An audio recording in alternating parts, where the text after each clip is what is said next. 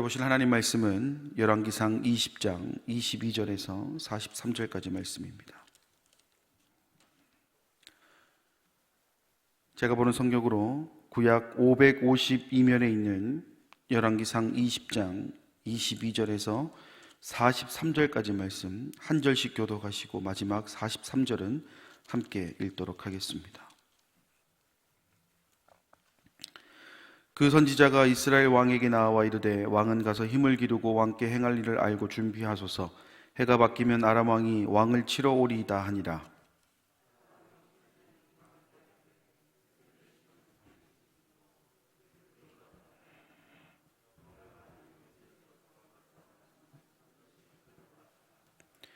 또 왕은 이 일을 행할지니 또 곧 왕들을 제하여 각각 그곳에서 떠나게 하고 그들 대신에 총독들을 두시고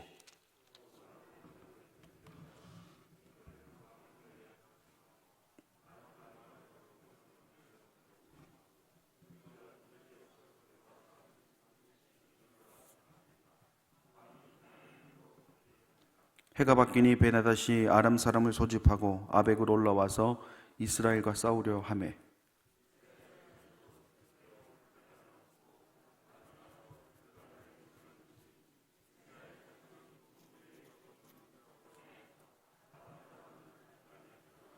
그때에 하나님의 사람이 이스라엘 왕에게 나와여 말하여 이르되 여호와의 말씀에 아람 사람이 말하기를 여호와는 산의 신이요 골짜기의 신은 아니라 하는도다. 그러므로 내가 이 군 군대를 다 내 손에 넘기리니 너희는 내가 여호와인 줄을 알리라 하셨나이다 하니라.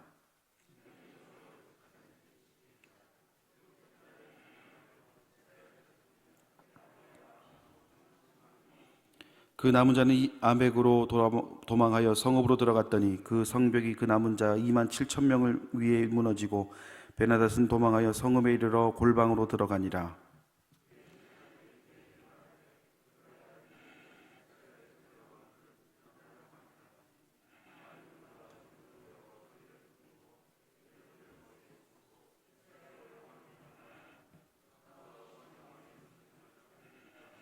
그들이 굵은 배로 허리를 동이고 테두리를 머리에 쓰고 이스라엘의 왕에게 이르러 이르되 왕의 종 베나닷이 청하기를 내 생명을 살려주옵소서 하더이다. 아합이 이르되 그가 아직도 살아있느냐 그는 내 형제이니라.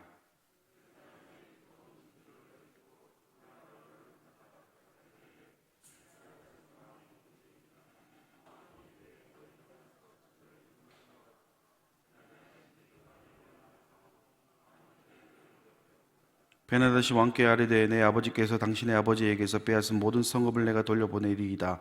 또 내 아버지께서 사마리아에서 만든 것 같이 당신도 다메섹에서 당신을 위하여 거리를 만드소서. 아합이 이르되 내가 이 조약으로 인해 당신을 놓으리라 하고 이에 더불어 조약을 맺고 그를 놓았더라.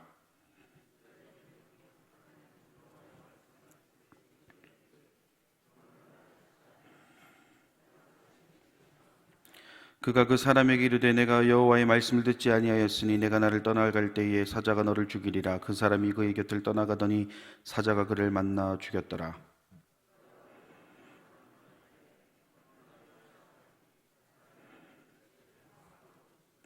선지자가 가서 수건으로 자기의 눈을 가리어 변장하고 길가에서 왕을 기다리다가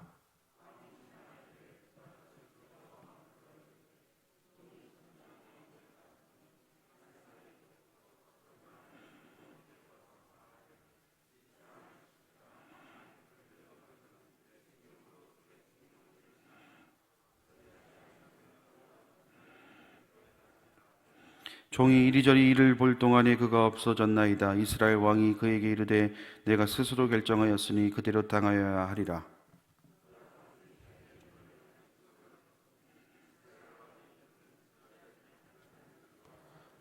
그가 왕께 아뢰되 여호와의 말씀이 내가 멸하기로 작정한 사람을 내 손으로 놓았은즉 내 목숨은 그의 목숨을 대신하고 내 백성은 그의 백성을 대신하리라 하셨나이다. 이스라엘 왕이 근심하고 답답하여 그의 왕궁으로 돌아가려고 사마리아에 이르니라. 아멘. 오늘 본문의 말씀은 아합과 베나닷 간의 제2차 전쟁과 베나닷을 살려준 아합의 과오 그리고 아합을 향한 심판 경고의 내용을 기록하고 있습니다. 22절 말씀을 보시면 그 선지자가 이스라엘 왕에게 나와 이르되 왕은 가서 힘을 기르고 왕께 행할 일을 알고 준비하소서. 해가 바뀌면 아람 왕이 왕을 치러 오리이다 하니라. 여기서 말하는 그 선지자라는 단어는 요 20장 초반부에 등장하는 그 선지자, 바로 믿음의 눈으로 바라볼 것을 권면했던, 그리고 그것을 권면하여서 이스라엘이 승리할 수 있도록 견인차 역할을 감당했던 선지자를 말합니다. 아무튼 큰 도움을 줬던 선지자가 다시 왕 앞에 나와서 권면하게 됩니다. 내용은 다른 것이 아니라 해가 바뀌게 되면 아람 왕이 다시 공격해 올 것이다 라는 내용입니다. 그 이유는 분명 사마리아 성을 포위했을 때만 해도 북이스라엘이 스스로 화친을 맺으러 올 만큼 기세가 등등하였음에도 불구하고 전쟁에서 패했기 때문입니다. 물론 아람과 북이스라엘의 전투에서 나타난 승리의 요인은 전적으로 하나님의 인도하심이기에 하나님을 믿는 사람들에게 있어서는 그것이 실체이지만 반대의 경우에는 억울할 수밖에 없다라는 것입니다.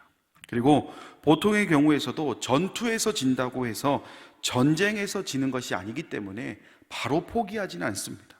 그렇다는 것은 어떻게든 전열을 가다듬어서 복수할 타이밍을 노릴 수 있다는 것을 의미하는 것이죠. 그런데 문제는 패배한 쪽이 아니라 승리한 쪽이라는 겁니다. 더군다나 예상치 못한 전투에서 승리했기 때문에 그 성취감에 빠져서 방심할 수 있다는 것에서 문제를 발견할 수가 있습니다. 바로 이 문제, 곧 선지자는 예상치 못한 전투에서의 승리라는 성취감에 빠져서 자만하고 방심하지 말라라는 것이죠. 그래서 그 방심하게 되어서 나타나는 더 큰 화가 있을 수 있으니까 그것을 조심하라라고 경고하고 있다는 겁니다. 또한 이 전쟁이 비록 북이스라엘은 타락하였지만 하나님께서 진정 살아있는 참 신이시며 하나님이심을 증명하기 위한 도구로 사용되었기 때문에 그 사실은 결코 무너져서는 안 되는 것이었습니다.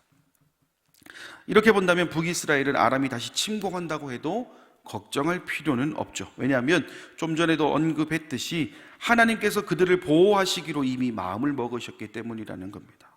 그러나 그럼에도 불구하고 선지자를 통해 전쟁을 준비할 것을 권면한 이유는 무작정 하나님의 도우심을 바라며 아무것도 하지 않는 불신앙의 모습으로 살아가지 말라라는 겁니다. 불신앙의 모습으로 살아가면 안타까운 결과만을 만날 수밖에 없다는 것을 지금 말하고 있다는 겁니다.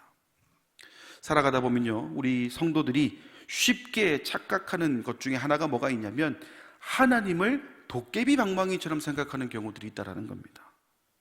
나는 아무것도 하지 않으면서 내가 구하는 모든 것들을 하나님께 주실 것이다. 여러분, 도깨비 방망이 뭔지 아시죠? 때리면 나오는 거, 그거 말하는 겁니다. 그러니까 하나님과 나와의 관계가 마치 내가 도깨비 방망이를 휘둘러서 내가 무언가를 얻을 수 있는 것, 나는 아무것도 안 하면서 얻을 수 있는 것으로 착각하는 경우들이 있다는 겁니다. 여러분, 과연 그럴까요?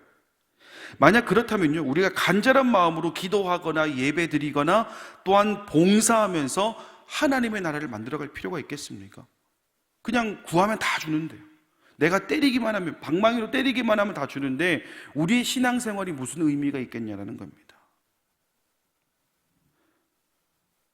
하나님께서는 우리의 삶의 주인이시며 자신의 백성을 지키시는 분이시면은 틀림이 없습니다. 그리고 우리가 구하는 모든 것들을 주시는 분이시면은 큰 이견은 없습니다. 하지만 우리가 기억해야 될 것은 어디까지나 그분의 백성다운 삶을 살아가는 자에게만 주어지는 것이 하나님의 은혜라는 사실입니다. 이렇게 말하면 타락한 북이스라엘은 아무것도 하지 않고 은혜를 입었지 않습니까? 라고 오히려 반문하시는 분들도 있을 수 있을 거예요. 그런데 여러분, 우리가 처음 하나님의 은혜를 입었을 때에 우리에게 무슨 선한 것이 있었습니까? 이스라엘 백성들이 처음 출애굽했을 때 그들이 무슨 선한 것이 있어서 하나님께서 출애굽시켜 주셨습니까? 아니라는 겁니다. 처음에 우리도, 그리고 처음에 이스라엘도 하나님의 무조건적인 선택에 의해서 얻어진 결과가 하나님의 은혜입니다. 그럼에도 불구하고 하나님의 자녀로 살아가기로 마음을 먹고 예수님의 그 십자가의 대속의 은혜를 믿으며 살아가는 모든 자들에게 그 첫 번째 은혜는 무조건적인 하나님의 선택에 의해서 주었다라는 겁니다.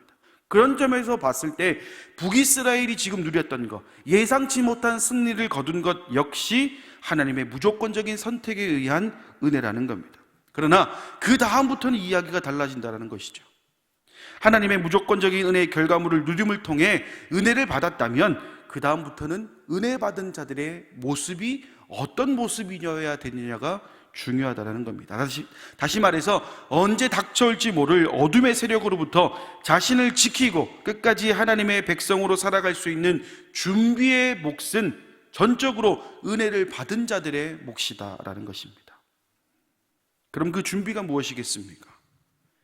정도의 차이가 있겠지만 결국 이 믿음을 지킬 만한 그릇을 만드는 것이 바로 그 준비라고 할 수가 있겠습니다.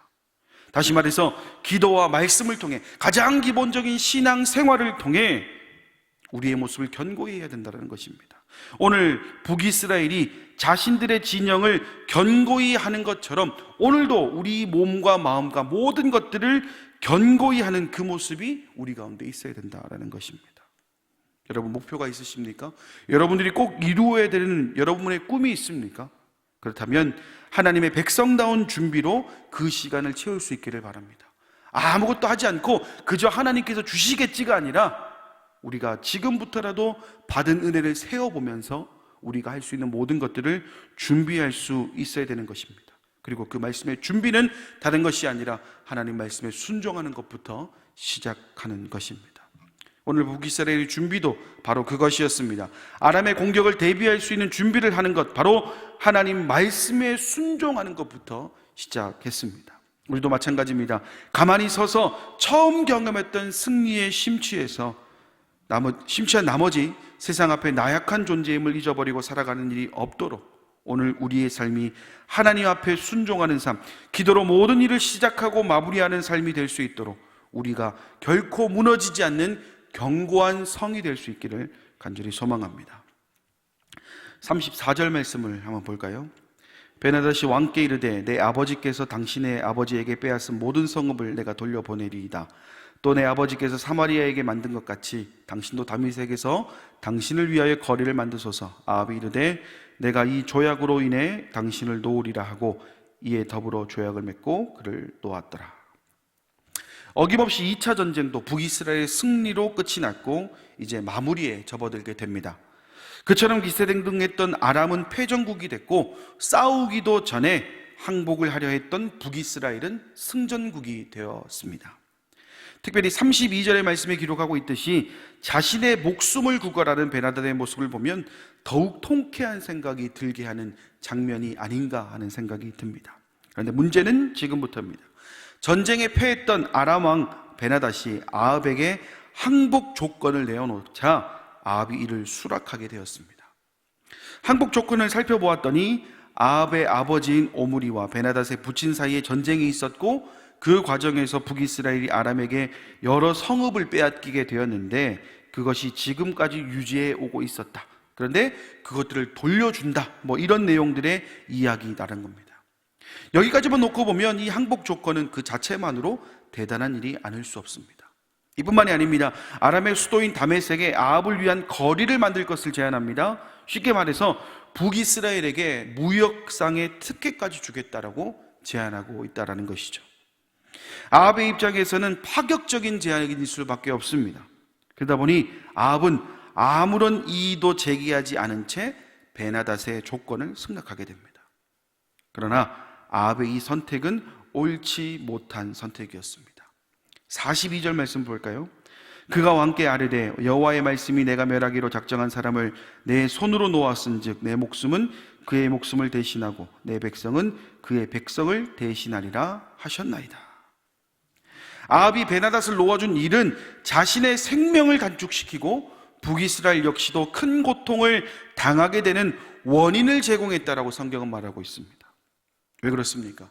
바로 현실적인 이익에 눈이 멀어서, 내 눈앞에 있는 이익에 눈이 멀어서 죄악과 타협했기 때문입니다. 여러분, 베나닷이 누굽니까? 그는 하나님을 모독하고 하나님의 백성인 북이스라엘을 쳐들어왔던 하나님의 대적입니다. 그렇다는 것은 굴복의 대상이면 대상이지 결코 타협의 대상이 되어서는 안 된다라는 겁니다.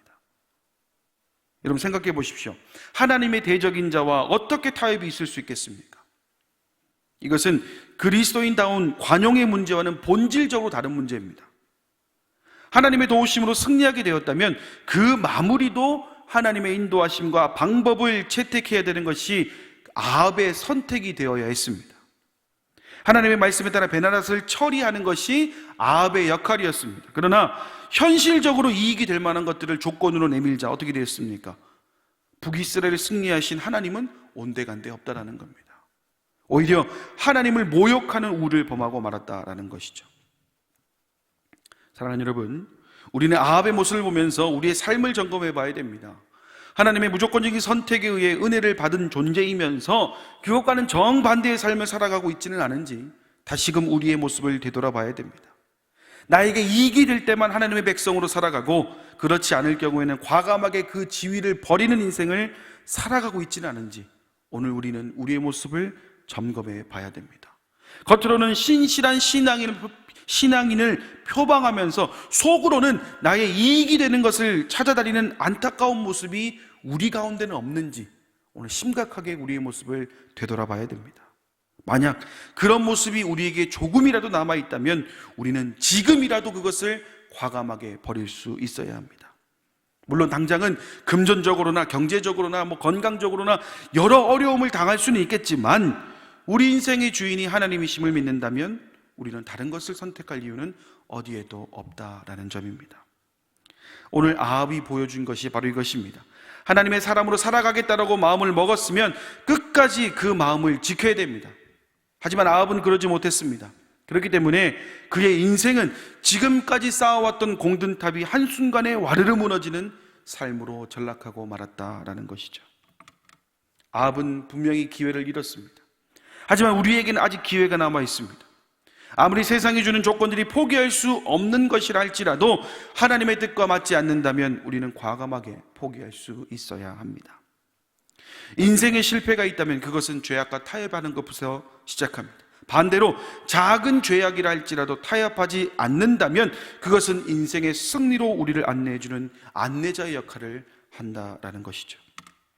우리는 오늘 그 한 번의 잘못된 선택으로 인해 승리의 달콤함이 가시기도 전에 실패의 나락으로 떨어지고만 이 아합을 반면교사로 삼아서 우리 삶에는 이와 같은 일들이 반복적으로 나타나지 않도록 우리는 끊임없이 노력해야 되겠습니다. 분명한 것은 하나님 말고는 다른 것으로는 결코 승리할 수 없습니다. 삶에 어떤 일을 경험한다 할지라도 끝까지 믿음을 지키며 그 믿음으로 살아가는 자들은 하나님께서 반드시 기억하신다는 것을 오늘 잊지 말아야 하겠습니다. 오늘 우리는 또 다른 인생의 출발점이 있습니다. 한 번도 경험해보지 못했던 또 다른 인생의 출발점에 있습니다. 그때 우리의 출발점에서의 선택은 아합과 같은 선택이 아니라 아합과 반대되는 선택을 통하여 하나님을 신뢰하는 모습으로 그 출발점에 설 수 있기를 바랍니다. 당장은 그 선택이 아무것도 아닐 수 있어 보일 수 있습니다. 하지만 끝까지 여러분을 지키시는 하나님께 주시는 큰 은혜와 사랑을 경험할 수 있는 유일한 방법이 이것이라면 우리는 다른 것을 선택할 이유는 어디에도 없는 줄 믿습니다. 오늘도 이 믿음 안에 살아가는 우리 모든 성도님들의 삶이 되기를 간절히 소망합니다. 우리 시간 말씀을 생각하며 함께 통성으로 기도했으면 좋겠습니다. 다른 여러 가지 기도 제목들은 먼저 말씀을 생각한 기도 제목 이후에 올려드리도록 하고요. 우리 딱 한 가지만 기도하겠습니다. 하나님, 세상의 관점이 아니라 하나님의 관점으로 살아가게 하여 주시옵소서. 아합처럼 살아가는 것이 아니라 아합과 반대되는 삶을 살아가게 하여 주시옵소서. 눈앞의 이익이 아니라 하나님께 주시는 은혜로 살아가게 하여 주시옵소서. 우리 시간 통성으로 우리 간절한 마음을 하나님께 기도하도록 하겠습니다.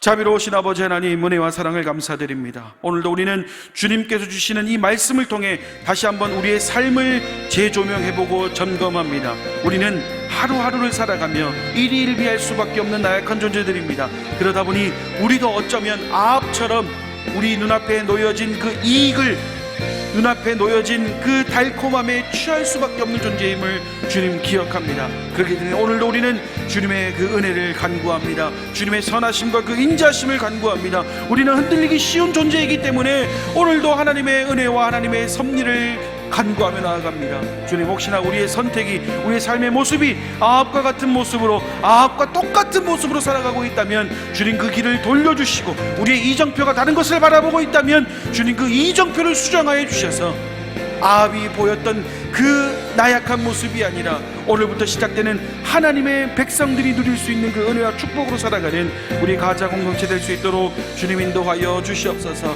주님, 하지만 현실을 되돌아보면 너무나 힘듭니다. 너무나 어렵습니다. 경제적으로나 가정적으로나 학업적으로나 건강적으로나 주님 너무나 힘들어서 우리의 선택지가 좁은 것이 사실입니다. 그래서 우리도 아합과 같은 삶을 살아갈 수 있는 충분한 존재임을 또한 우리는 자각하게 됩니다.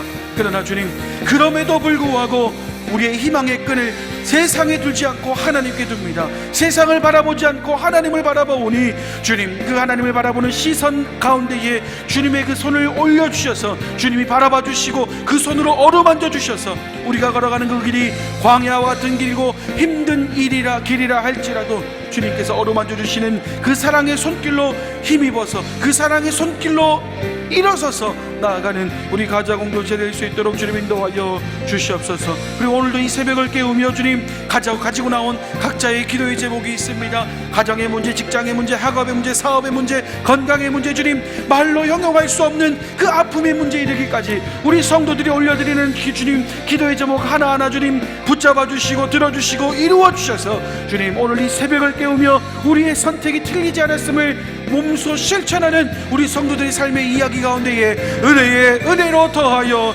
주시옵소서. 오늘 올려드리는 기도의 제목들은 우리의 욕심으로 올려드리는 것이 아니라 이 세상을 하나님의 백성으로 살아가길 원하는 그 마음을 담아서 올려드리는 기도의 제목이오니 주님이 기도가 땅에 떨어지는 기도가 되지 않도록 인도해 주시며 하늘 보좌로 올라가는 기도, 하늘로 상달되는 기도, 하나님의 그 눈앞에 놓여지는 기도가 되어서 주님, 오늘도 우리가 세상 앞에 굴복하지 않은 것이 너무나 잘한 것임을 깨닫고 너무나 잘한 것임을 느끼며 나아가는 우리 가자 공동체 모든 성도들이 될 수 있도록 인도하여 주시옵소서. 더 깊은 기도의 자리로 나아갑니다. 지금까지 한 번도 경험해보지 못했던 주님의 음성을 듣는 그 시간 될 수 있도록 인도해 주시고 주님의 응답을 듣는 시간 될 수 있도록 인도하여 주시옵소서.